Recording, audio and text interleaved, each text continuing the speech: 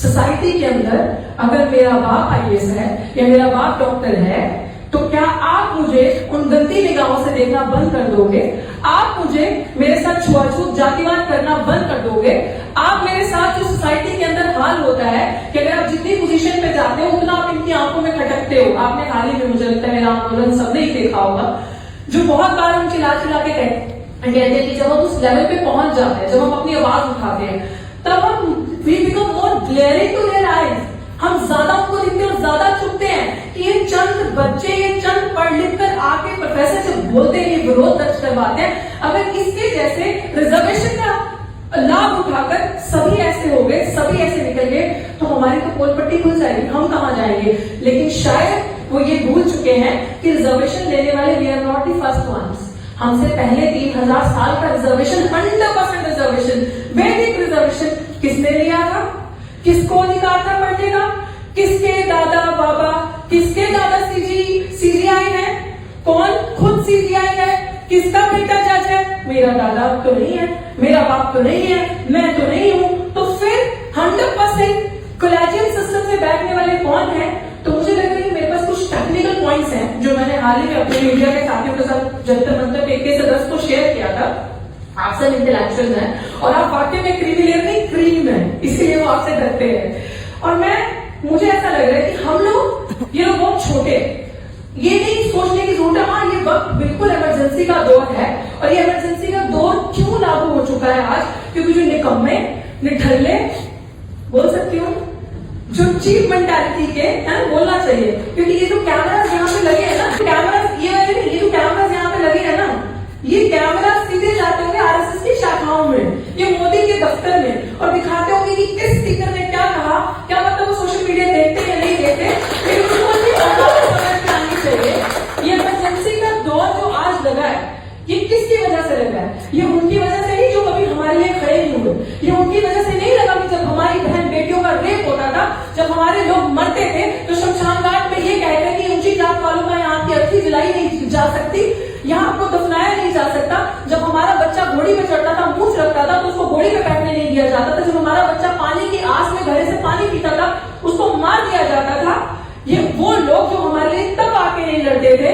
ये इमरजेंसी का दौर उन लोगों के लिए नहीं है। ये इमरजेंसी का दौर जो लगा है आज, ये हमारे अपने निकम्मे निठल्ले लोग जो सांसद बनके भाजपा में बैठे हैं, उनकी चुप्पी, उनकी गुलामी, उनकी चाटुकारिता की वजह से आज हम ये सब सह रहे हैं। आज हम सबके कंधों पे ये बड़ी जिम्मेदारी है। And to be very honest, forget that there is opposition in the country, because opposition plays dirty politics. Opposition picks and choose things for their own benefits. कि ये मसला अगर हमें सूट कर रहा है, हमारे पॉलिटिकल प्रोपेगेंडा को सूट कर रहा है, तो हम इसमें इस मसले को उठाएंगे। अगर कोई दलित बच्चा मर जाता है, अगर हमारा इंस्टीट्यूशनल मर्डर हो जाता है, ये सुसाइड हो जाती है, it is very easy for the opposition. आओ ना, मोमबत्ती तो जलानी है, डफली तो बजानी है, 4 नारे तो लगाने हैं, so you will get a political land. ऐसा होता है। तो जब जीते जी आप विरोध करते हो और अपनी बात रखते हो, आप मैदान में खड़े होते हो, तब ये लोग आपके साथ नहीं आएंगे। सो ये आपके ऊपर बहुत बड़ी और मेरे पर रिस्पॉन्सिबिलिटी है that we are the real voice of the opposition and the voice of dissent in today's time. हम लोगों पे जिम्मेदारी। एंड आई थिंक मेरे कंधे इतने मजबूत हैं कि ना मैं जेल से डरती हूँ, ना मैं इनकी खोखली धमकियों से डरती हूँ, ना मैं इनकी रेप की धमकियों से डरती हूँ, क्योंकि मुझे इतना पता है कि मैं इतनी सक्षम हूँ। और मैं अपने साथ जो हमारी टीम भी है और हम अपनी महिलाओं को ये सिखाते हैं कि अगर मुझे कोई उंगली लगा के छुएगा तो मैं वो उंगली नहीं, मैं पूरा हाथ वापस लेकर आऊंगी। इतना दम मैं अपने आप में रखती हूँ और मैं सरकार से लड़ना चाहती हूँ। और मुझे यही लगता है कि ये चंद लोग जब हम घर वापस इस ऑडिटोरियम के बाहर जाएंगे और हम यहाँ से एक मैसेज लेकर जाएंगे कि अब हम जो लोग विभाजन करने, डिविजन करने की हमारे अंदर कोशिश कर रहे हैं, हमारे समाज के लोगों को एक वर्ग जो हमारे समाज का सबसे मेहनतकश वर्ग, जिसे वाल्मीकि समाज या धनिक समाज कहते हैं, जो सबसे, मैं कहती हूँ उसे कहते हैं कूड़े वाले। नो, दे आर सफाई वाले। कूड़े वाले तो हम हैं, गंदगी तो हम फैलाते हैं। सफाई करने वाला वर्ग जो सबसे मेहनत का काम करता है, उसके ऊपर सबसे बड़ी गाज जो गिरी है। हर दिन देखो, तीसरे दिन दिल्ली जंतर मंतर या दिल्ली के किसी मंत्री के ऑफिस के बाहर तो धरना लगा के बैठा था, भैया नौकरी पक्की कर दो। वही ठेकेदारी प्रथा हटा दो, हमारी जो नौकरी फोर्थ गेट थर्ड जो भी है इसको पक्का कर दो। सरकार ने नहीं किया ना, आपने पक्का नहीं किया और आप ये कह रहे हो कि आपका हक ये वही जाति वाले लोग खा गए। इन लोगों के लोग पढ़ के आईएएस बन गए, डॉक्टर बन गए, एक्सपाइजी बन गए, लेकिन ये आपका हक खा गए। हम हक नहीं खाए, हमने हक नहीं खाया। सरकार ने जो उनका हक अधिकार बनता था, जो 12वीं पास तक फ्री एजुकेशन का जुमला दिया, वो 12वीं पास तक नहीं चाहिए। 12वीं पास किया हुआ बच्चा आईएएस नहीं बन सकता, 12वीं पास हुआ बच्चा बड़ी बड़ी पोजीशन पे जाकर नहीं बैठ सकता। उनको free higher education till PhD और whatever they want to do, वहां तक उनको फ्री एजुकेशन मुहैया कराया जाए, नंबर 1। ये मेरा पहला सुझाव है, जिसके लिए ये ध्यान से सुनना। हम नहीं, हम सेकेंड में खड़े होंगे, सेकेंड लाइन में। पहली लाइन में कौन खड़ा होगा? भारत की जो आज वर्तमान सरकार है वो भ्रष्ट जनता party, which is BJP, Bharatiya Janata party, वो दूसरे नंबर पे खड़े होंगे। So called anti social element जो इनके संगठन है, वो जो आज हमारे समाज के लोगों को उकसा रहे हैं और आपस में लड़ा रहे हैं, वो हमारा अधिकार मांगेंगे बैकलॉग का। नौकरी हमने नहीं खाई, हमें एनएफएस किया। हमें जब हम इंटरव्यू देने जाते हैं, अब बेंच फुल ऑफ लिटरली, वो खुद नॉट सूटेबल लोग हैं जो हमारा इंटरव्यू लेते हैं, वो खुद जुगाड़ से, वो खुद लोगों के गॉडफादर अंदर बैठे होते हैं जो वहां बैठ के हमारा इंटरव्यू ले रहे होते हैं, वो खुद सूटेबल नहीं है उस पोस्ट पे बैठने के, पढ़ाने के। अगर गॉडफादर ना हो इंटरव्यू के अंदर, तो ये लोग सिलेक्शन कमेटी से पास ही नहीं हो सकते।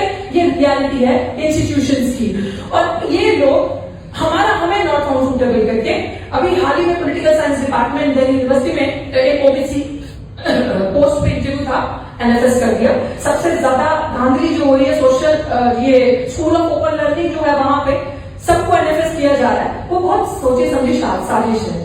वो पोस्ट एनएफएस करके बैकलॉग में डाल देंगे, वो बैकलॉग रोस्टर का घूम के वो पोस्ट जर्नल में चली जाएगी और वो बैठ के वहां पे लाभ ले रहे होंगे, और हमारे वाले गद्दार दलाल तालियां पीट रहे होंगे, और हमारे वाले दलाल और गद्दारों में बेंच के अंदर बैठ के इतनी हिम्मत नहीं होती जो होती, जो एक्सपर्ट बन के जाते हैं इंस्टीट्यूशंस के अंदर, कि वो वहां बैठ के ये बोल सके कि नहीं, मैं स्टैंड अलोन हूं, मैं अकेला खड़ा हूं, आप ये गलत कर रहे हो। वो वहां ताली थपथपाते और वो जो फैसला बाकी 5-7 लोग बैठे होते हैं वो देकर आ जाते हैं। तो हमारी दूसरी डिमांड जो सबसे बड़ी होगी कि हमारा जितना भी बैकलॉग है हमें वो दिया जाए, और मात्र 1 साल तक के टाइम बाउंड के अंदर वो बैकलॉग पूरा का पूरा भरा जाए, और उन बैकलॉग की सीट्स पे 1 महीने के अंदर, ज्यादा टाइम नहीं लगेगा, सिर्फ टेक 1 मंथ। इस गवर्नमेंट को मैं चैलेंज कर रही हूँ कि 1 महीना लो और हमारे साथ फेयर डिस्ट्रीब्यूशन करना है, तो 1 महीने के अंदर सिर्फ और सिर्फ उन बैकलॉग की पदवियों पे, चाहे वो डॉक्टर्स के अंदर हो, चाहे वो इंस्टीट्यूशन के अंदर, चाहे वो नॉन टीचिंग, चाहे वो टीचिंग का हो, आप सिर्फ और सिर्फ हमारे समाज के जो हाशिए पे बैठे हुए लोग, जिनका आपको बहुत दर्द है,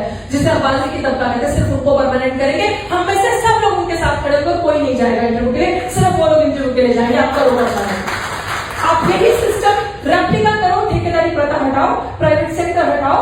आप उनका जो आपने आउटसोर्स किया है ठेकेदारी प्रथा, जो उनके जो लोग नौकरियां मांग रहे हैं उनको भड़काया है, आप उनको परमानेंट करो। हम में से हमारा लोग कोई नहीं जाएगा।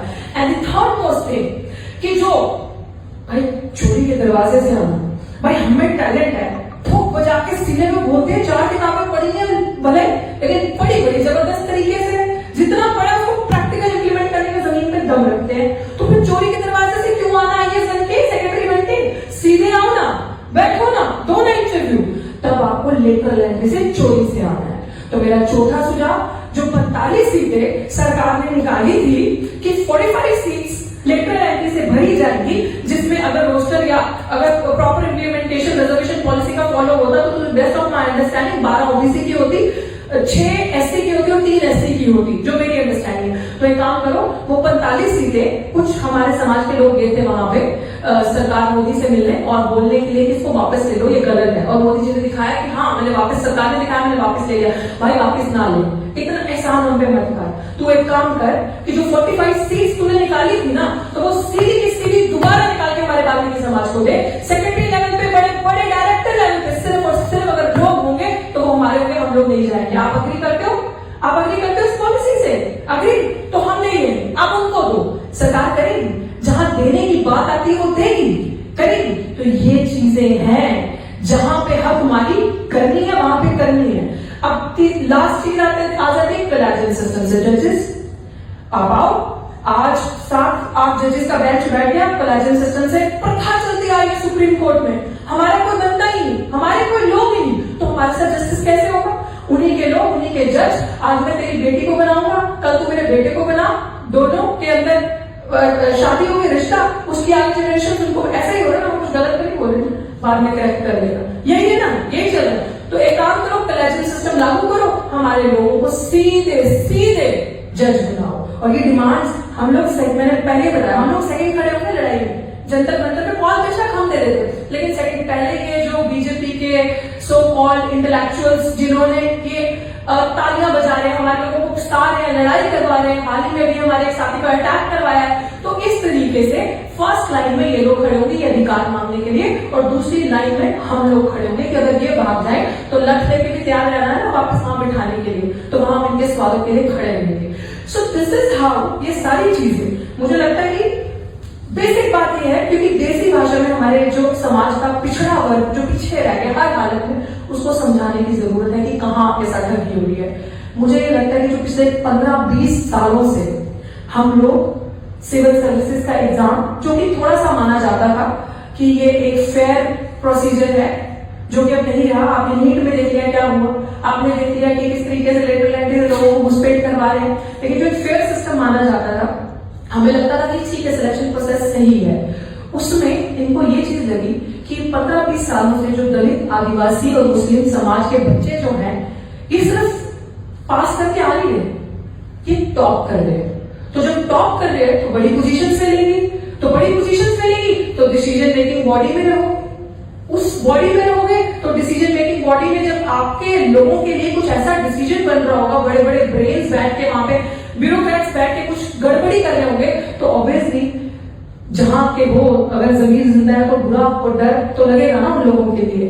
तो वो एक प्रॉपर प्रोसीजर फॉलो करके साजिश के तहत ये चीजें हो रही है कि रिजर्वेशन का एक ढांचा रह जाए और अंदर कुछ ना बचे इनके लिए। लेकिन इन सब चीजों को हमें एक साथ देखने की जरूरत है, चाहे वो जुडिशरी हो, चाहे लेटरल एंट्री हो, चाहे ये सब क्लासिफिकेशन हो रहा है, ये सब कुछ मिला हो, ये कहीं पे भी अलग नहीं है।